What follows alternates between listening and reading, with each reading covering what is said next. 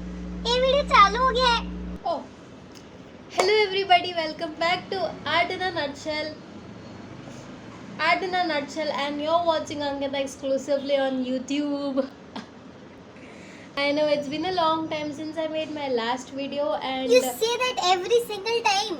You are such an inconsistent, yeah, I mean, irresponsible person. ignore her. Wait, don't So, ignore me. since the beginning of this year, I've been wondering that I'm missing something, and I realized a few minutes ago that there is a very important topic that I haven't talked about since the beginning of this channel. So, yes, I'm going to talk about the course that I am doing. The course that is named as Bachelor's of Fine Arts and not Finance. So it's a 4-year course, and if any institute comes to you saying that We are very glad to announce that our institute is also going to teach BFA, Bachelor's of Finance,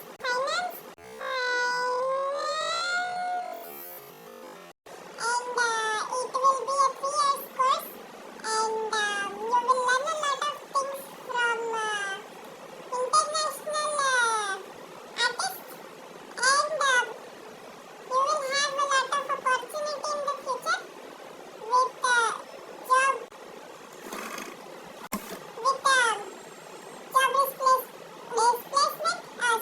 Job placement.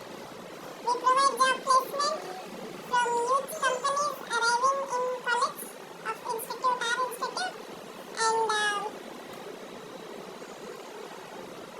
very wide variety of specialization you can do, and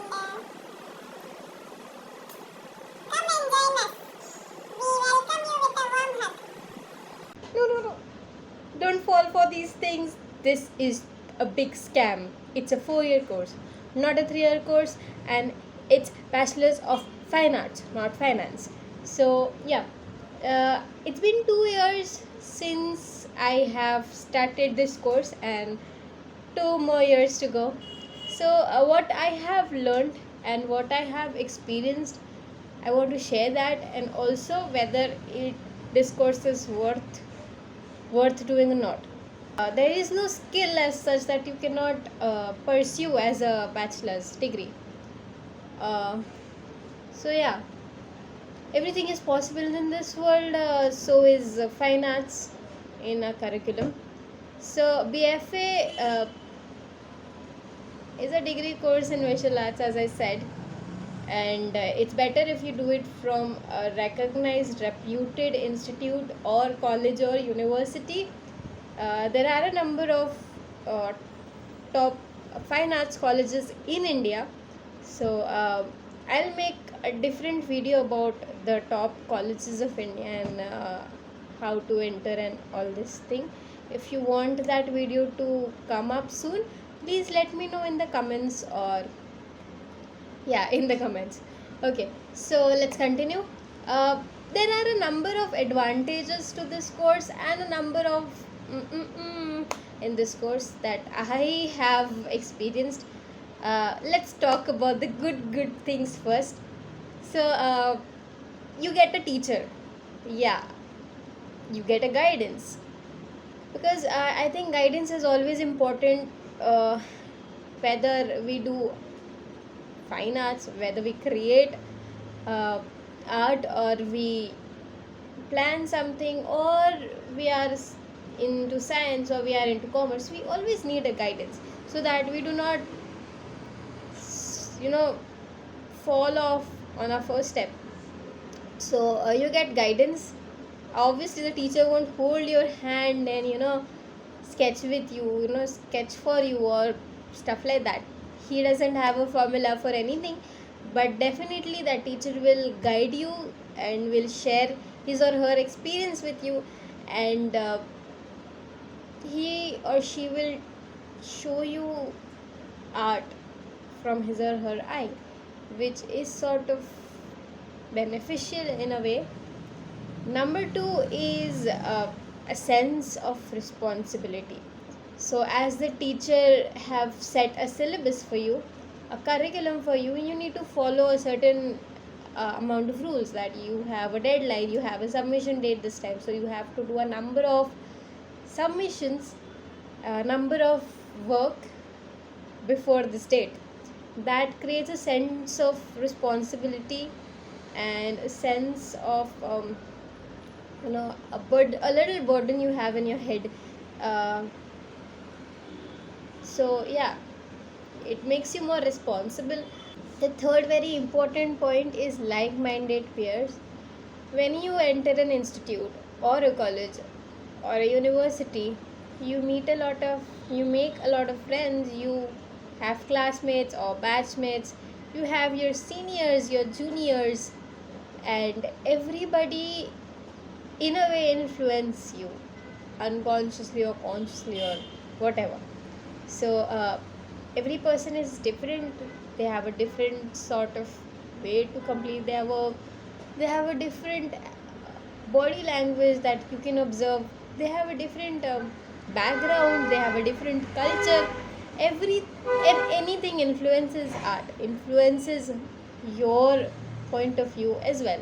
So it gives you a sort of exposure, and lets you meet let you meet your contemporary, which is important in today's world, and not just for socialization but also for your growth in this field. The next important point is competition. Well, a healthy competition is always appreciated.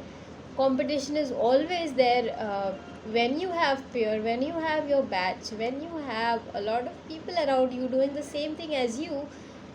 That creates competition, and competition is important in a way, and it also helps you accelerate and try to get out of your comfort zone in a way, which is important.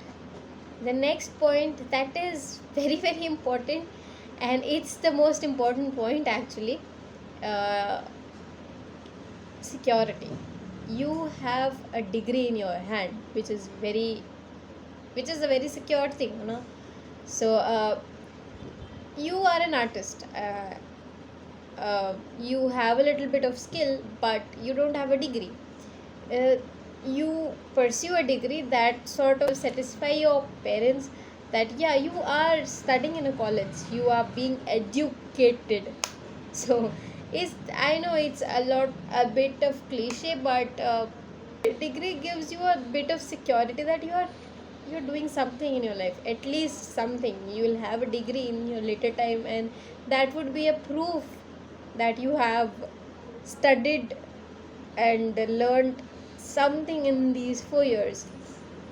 I know it's not right to say this, but come on, it's something that it still prevails in our society, that you should have a degree. And yeah, even if you are a lazy bum that doesn't get out and sketch in something, but because you have a curriculum to follow, you have some deadlines, you have some exam, you do something, which shouldn't actually happen in this creative field, but yeah, it happens. Anyways, um,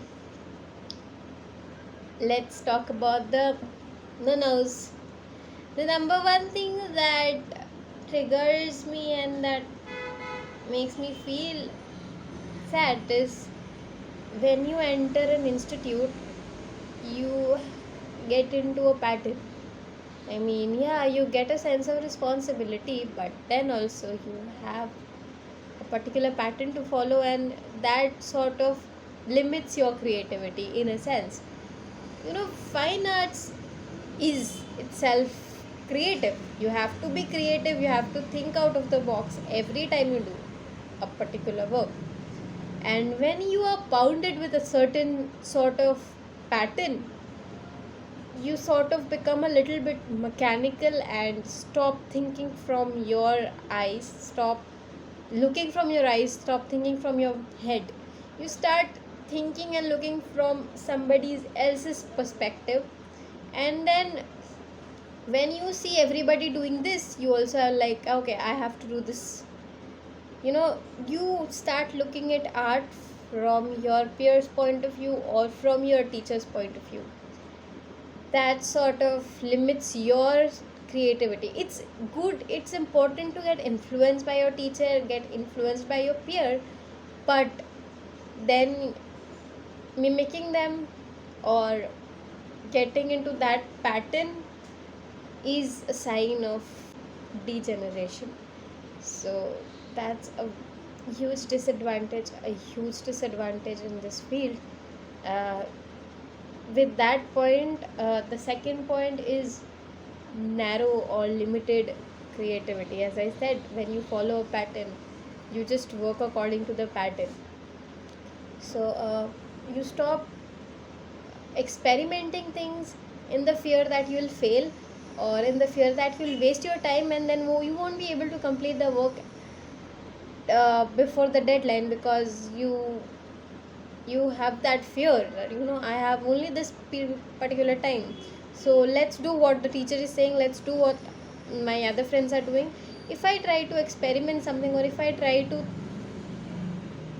do something that what I wanted to, might possible that I might fail, and then I might not get good marks. So yeah, you get a little limited and off creative. The next point is there is no personal space. Yeah, when you are at home, you have no burden around you, you have no deadlines, you have nothing. You create anything out of fear. You create,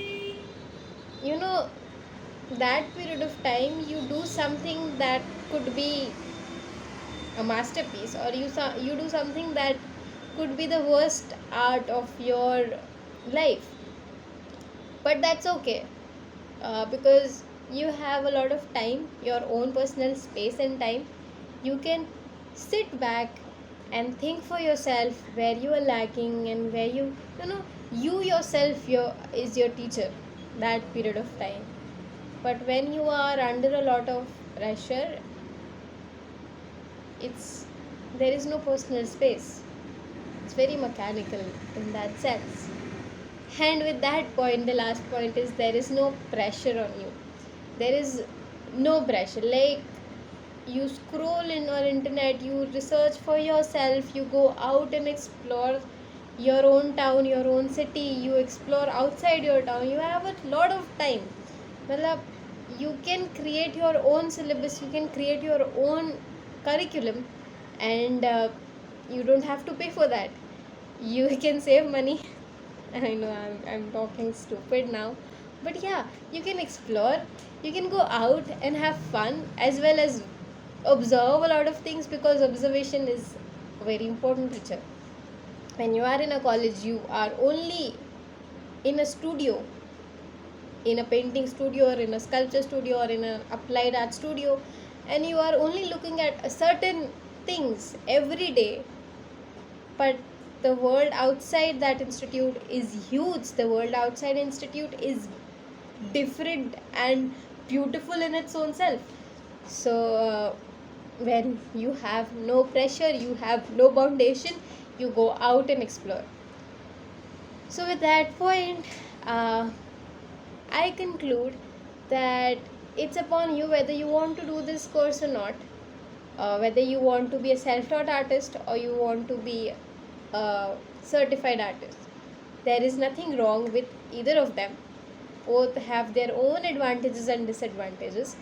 And I would say, uh, as I am going to be a certified uh, BFA holder after 2 years, uh, although there are a few loopholes here and there, I'm learning a lot in my field. I am getting influenced by my peers, and I'm getting influenced by my teacher, but I know that this is the limit for it. I know that there is something that I have to do outside this institute. So whenever I come back home, I sit back and think for myself what I've learned today, and what more I have to learn and what more I have to improve, and where am I becoming more mechanical, and where I can go back and take a break from my college. Like I can, take a leave, a few days leave, and explore, go out of my house, go out of this institute, explore my town, city, explore, go for a trip or something, observe and do live sketching outside college, meet new friends from different institute, meet friends who are self-taught artists, or meet different artists, go for exhibitions. you know this way it's a combination that you need to maintain. It's not just the teacher or just the institute that will make you an artist. It's you, majorly you, who will make yourself an artist. So it's important to be self-taught as well as to be certified. So that's it for today's video. I hope that this video was worth watching and was informative enough. And if you have any queries or any doubts in your head, please comment it down below. I'll answer them, or I might make a different video of your question or doubt. So uh, thank you for watching. See you in the next week, or see you in the next video. Until then, keep watching Art in a Nutshell. Stay safe and keep smiling. Bye bye.